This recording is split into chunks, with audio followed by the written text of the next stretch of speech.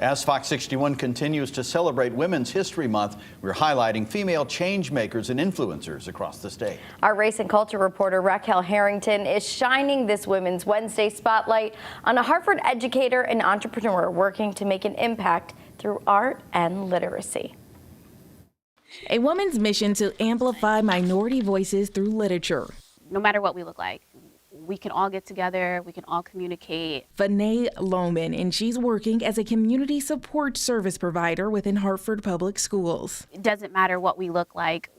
Let's just stop all that negative and just come together and just be one. Now, to help make this a reality, she wrote and published her first children's book, Leah and Otto, My Brother and Me, highlighting the melting pot of cultures here in Connecticut. It was about a little girl growing up.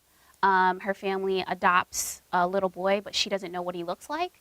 And she thinks that he might be like a dragon or a dinosaur, but actually it's just a little boy opposite from her race. She says emphasizing adoption and diversity through her words is one thing, but having kids see it is another. I purposely make characters black or brown. So little ones like my daughters or the community I work for, they see themselves in the book. Her colleague Joyce Bennett says this is vital, especially for their students. Our kids are seeing so many injustices in the world, and that our kids need to learn that even though that you're different, that we all can still get along. Joyce says now more than ever, representation matters, and Fanay's efforts to make an impact are doing just that. Kids get a chance to see themselves in these books and get a better understanding of life to help them along the way.